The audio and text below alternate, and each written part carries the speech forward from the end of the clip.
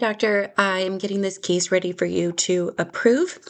From the initial ClinCheck, I made some changes or requested them from the techs, and these are common things that I will ask for a deep bite correction, and that really is this patient's long-term health concern as these teeth are breaking and we can see how hyper erupted these lower six teeth are.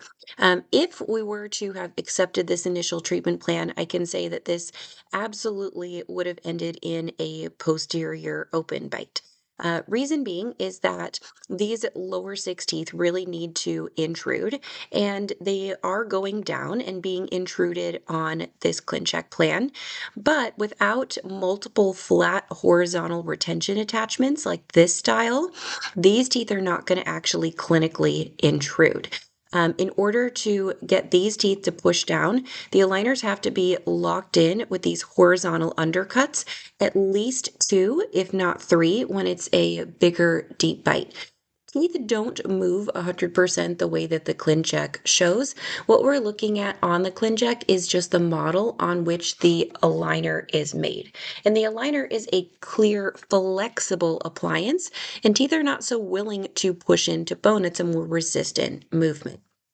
So the teeth can still fit within the aligner as it can stretch as well without fully expressing that movement. So that's also why it looks like the teeth are too far down on this ClinCheck, where the teeth look, oh gosh, I don't want to have the canines that low.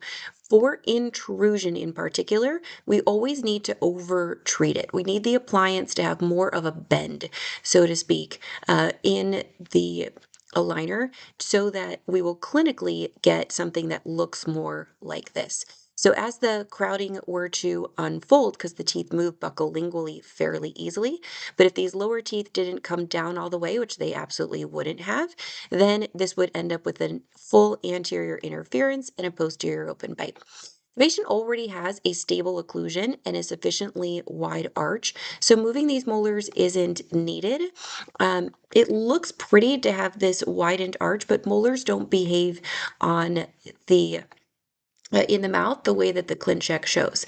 And this also looks like a really nice arch form without those unpredictable molar movements. Now from here, I look a little bit more carefully at the ClinCheck and I make some other smaller modifications. Yes, I want to finish with some degree of anterior open bite at the finish because the teeth are not going to actually intrude as much as it shows on the ClinCheck. But there's some significant black triangles here, and we can reduce those black triangles with some IPR, and that will also give us a little bit more inner incisal clearance, because for a deep bite correction, we want to see at least a millimeter of open space between the upper and lower teeth to give us that buffer so that we don't finish with a posterior open bite. So the gingival display and on the ClinCheck does tend to be fairly accurate clinically. And that amount of IPR is going to lengthen the contact points for these teeth, which is also going to stabilize it long term.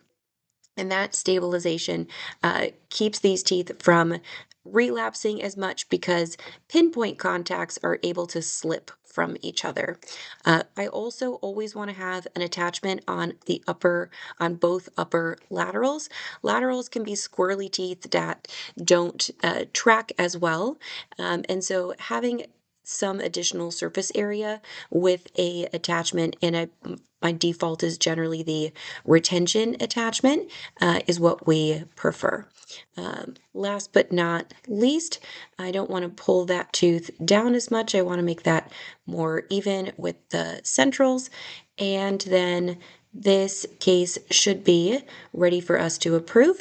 Now with the 3D controls, we can use Live Update and see the next ClinCheck that we can be ready to get into production.